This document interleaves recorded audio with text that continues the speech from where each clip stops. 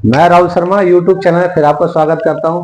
भाई side by side की मैं पीसीबी चेंज कर रहा था। मैं वीडियो इसलिए बना रहा हूं क्योंकि देखो ये पीसीबी थे काफी महंगा, 9-10 हजार रुपए का पीसीबी है साइड बाय साइड का एलजी का। तो ये भाई चेंज कराना, तो भाई चेंज करने से पहले मैं इस वीडियो को इसलिए बना रहा हूँ कि आपका भी नुकसान ना हो, क्योंकि ये तो कंपनी का पार्ट था। अगर आप कभी भी पीसीबी चेंज कर रहे हैं, चाहे डबल डोर हो चाहे साइड बाय साइड हो, तो भाई वीडियो में जैसे मैं बता रहा हूँ वो चीज जरूर चेक कर लेना।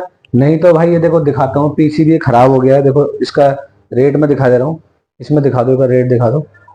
ये दिख रहा है ना, देखो इस पे लिखा हुआ है, देख रहे हो 9,020 रुपए लिखा हुआ है।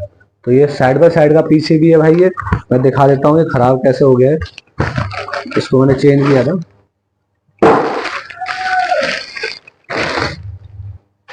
ये अंदर भी देखो इसमें पैकिंग होती है, इसमें भी देखो रेट डला हुआ है, ठीक है।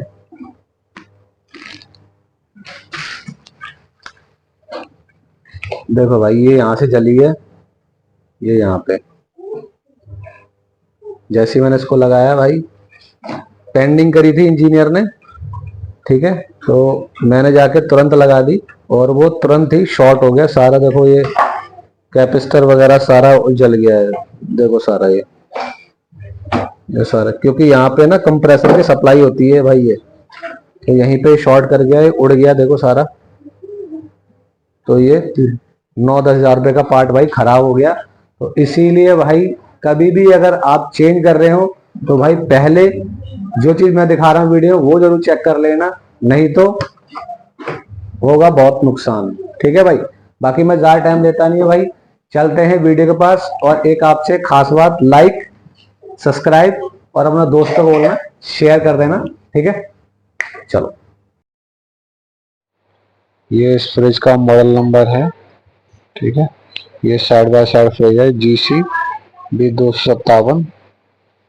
और ये बैक साइड है इसकी, साइड बाय साइड की। तो ये आपको इसको खोल लेना है जिस पे फिंगर रख रहा हूँ मैं, ठीक है। ये चारों स्क्रू आपको खोल लेना है। उसके बाद आगे से देख लेते हैं इस फ्रिज को, दिखा देता हूँ मैं आपको।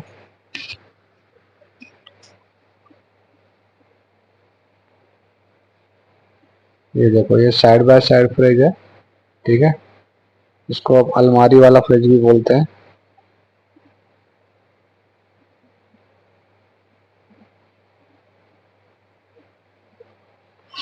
खोल के दिखा देता हूँ इसको एक बार मैं आपको।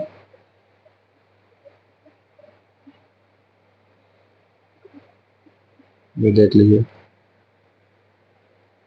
इस तरह से होता है अंदर से। ये कस्टमर का सामान रखा हुआ है। तो आज मैं पीसीबी लेके आया था इसकी चेंज करने के लिए। ये देखो पुरानी पीसीबी है, जल गई है, ठीक है। तो मैं इसको अब चेंज कर रहा हूँ। तो चेंज करने के लिए देख लीजिए किस तरह चेंज करना, ठीक है। ये कनेक्टर निकाल रहा हूँ मैं, इसमें वायरिंग भी दिखा दूंगा आपको किस तरह वायरिंग है सारी, कहाँ से आ रही है कैसे क्या है वो भी दिखाऊंगा आपको मैं। तो आपको फिलहाल एक एक करके सारे कनेक्टर निकाल लेना है।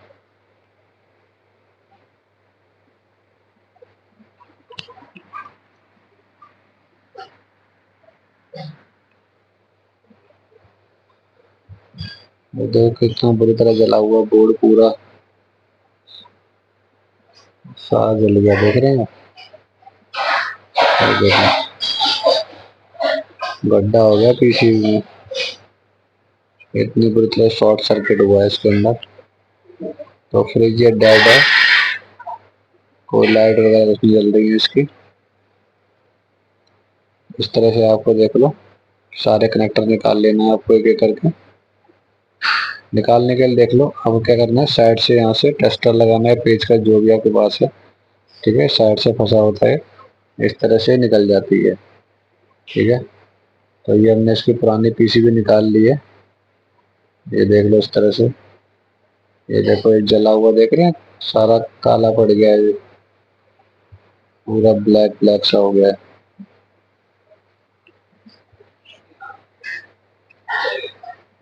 ये देखो ये इसके ऊपर टॉप पे लगती है।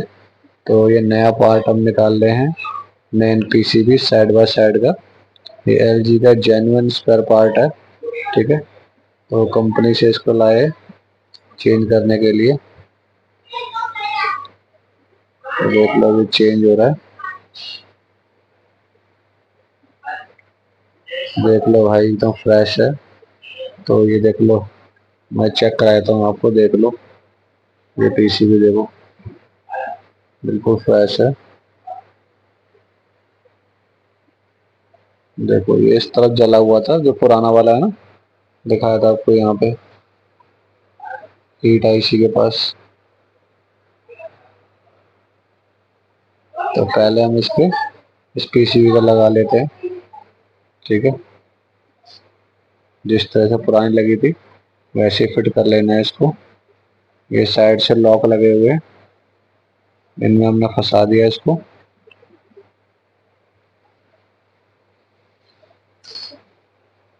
देख लो इस तरह से लगेगी ये। ऐसे फिंगर से प्रेस कर देना है, दोनों साइड ये लॉक होते हैं यहीं पे, ठीक है।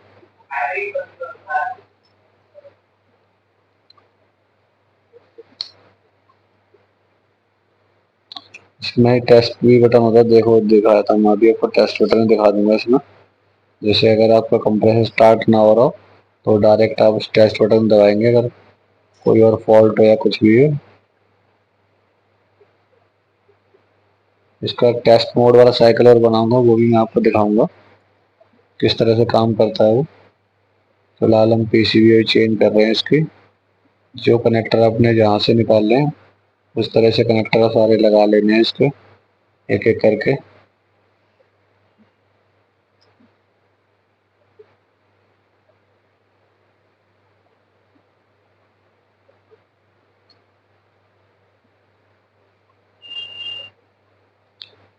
इसके अंदर भाई आपको बहुत अच्छी नॉलेज मिलने वाली है, क्योंकि देखो कभी इतना महंगा पार्ट है, नुकसान अगर हो गया तो भाई बहुत दिक्कत वाली बात है।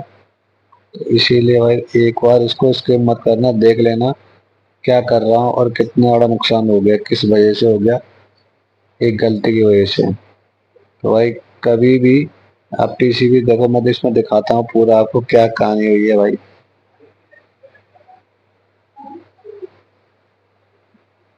ये भाई इसका पार्ट कोड हो रहा है, एक कैपेसिटर है, ठीक है। ये जितने छोटे छोटे लग रहे हैं सारे कैपेसिटर हैं। ये भाई ही इसकी हीट आईसी है ऊपर,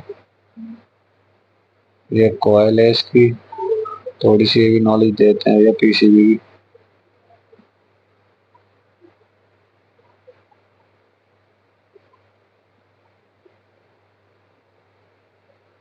ये इस पार्ट कोड से ही आई है, क्योंकि हर पीसीबी पे अपना अपना एक पार्ट कोड होता है। तो कभी भी आप उतारते हैं तो उसको पार्ट कोड लिखा होता है। और ये जो अंडरग्राउंड वायरिंग आती है ना, जो आपकी फिगर से देखो ये इस तरह से आती है, नीचे से आ रही है वायरिंग, देख लो। अंडरग्राउंड जो वायरिंग होती है इस तरह होती है इसके अंदर भाई। अब यहाँ देखो भाई, गौर से सुनना क्या हो रहा है।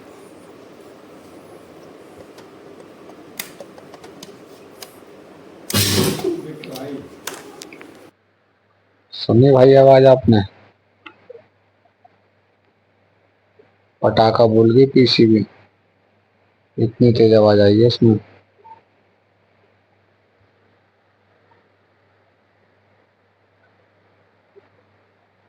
अब भाई ये फैन मोटर के जो कंडेंसर जो लगा है उसके 4 वायर हैं, दिखाया था मैं आपको कंडेंसर मोटर। इसमें देखो भाई ये लग रही है कंडेंसर मोटर। और ये कंडेंसर है, ये राउंड शेप वाला है। पहले जो आते थे काफी हैवी कंप्रेसर, सॉरी कंडेंसर आया करते थे। तो अब ये देख लो भाई एल्युमिनियम के आ रहे हैं। और ये हमारा कंप्रेसर है। तो अब मैं इसमें आपको जिस वजह से पीसीबी उड़ी है वो कारण बता देता हूँ। आप भी कहीं पीसीबी लगाओ तो भाई जो चीज मैं दिखा रहा हूँ वो इस तरह से ही चेक करना है आपको, ठीक है। तो भाई फ्यूचर में कभी आपकी पीसीबी उड़ेगी नहीं, क्योंकि पीसीबी शॉर्ट होने का मतलब यही है भाई, कुछ ना कुछ कंपोनेंट या वायरिंग या कोई पार्ट कोई ना कोई शॉर्ट है।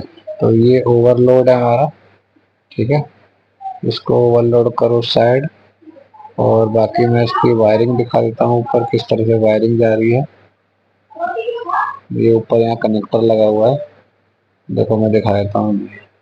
जो ऊपर से वायरिंग आ रही है ना, वही अंडरग्राउंड यही आ रही है वायरिंग, देख लो। इसमें 5 वायर आ रखे हैं, रेड ब्लू ब्लैक और आपकी ग्रे।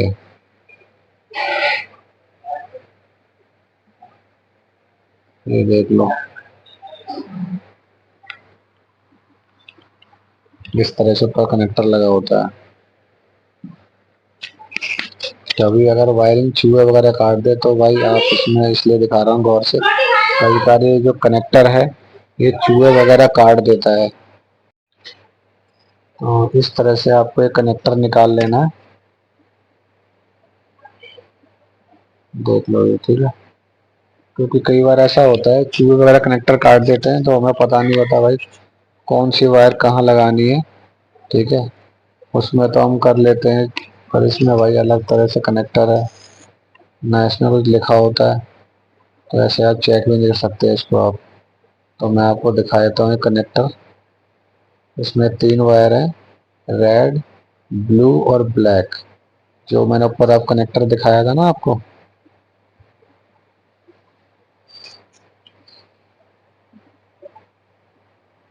ये बैक साइड से दिखाया था, उस पर देखो ये तीनों टर्मिनल लगे होते हैं कंप्रेसर में। तीनों जो है कंप्रेसर के टर्मिनल पे लगे होते हैं पॉइंट, ये दिखाया था मैं कंप्रेसर के टर्मिनल आपको, ये देख लो। थोड़ा स्पेस कम है इसलिए कैमरे का फोकस नहीं बन रहा, देखो अब आपको साफ दिख रहे होंगे।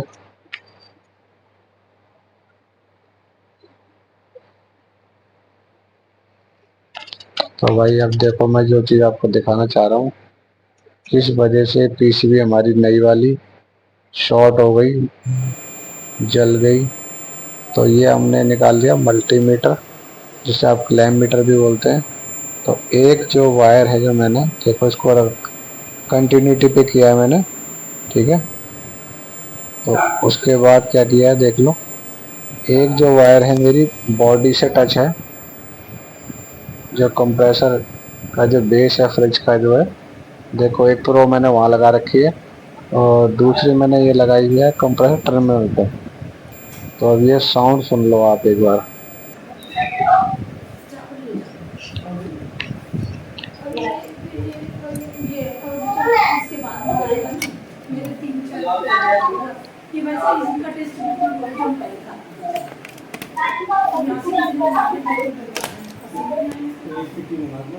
एक पेटी मंगा, अभी तो मैंने इसको दो पैकेट के पैसे दे रखे, एक में ले लीजिए,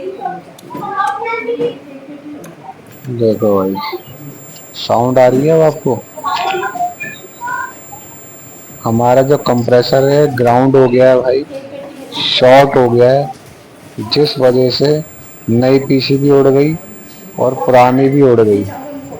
तो भाई इस वीडियो में मैं आपको यही दिखाना चाहता था, कभी भी आप अगर पीसीबी चेंज कर रहे हैं, चाहे वो डबल डोर फ्रिज हो चाहे वो साइड बाय साइड हो, तो आपको भाई एक बार कंप्रेसर ज़रूर चेक कर लेना चाहिए कि हमारा कम से कम जो नया पार्ट है पीसीबी बच जाए। 2 मिनट लगते हैं कंप्रेसर चेक करने में, ठीक है। तो चेक कर लेना चाहिए थोड़े सा। भाई मैं बता देता हूँ, ये व्हील वगैरह है, देख लो भाई साइड बाय साइड के, देख लो भाई, जिससे आप फ्रिज आगे पीछे करते हैं ना, यही व्हील लगे होते हैं। और ये फैन की वायर है, तो इसकी 4 वायर है। इसका भी एक वीडियो बनाऊंगा वोल्टेज वगैरह का आपको मैं, ठीक है भाई। ये फिटिंग होती है बैक साइड से, देख लो कंपनी की है भाई।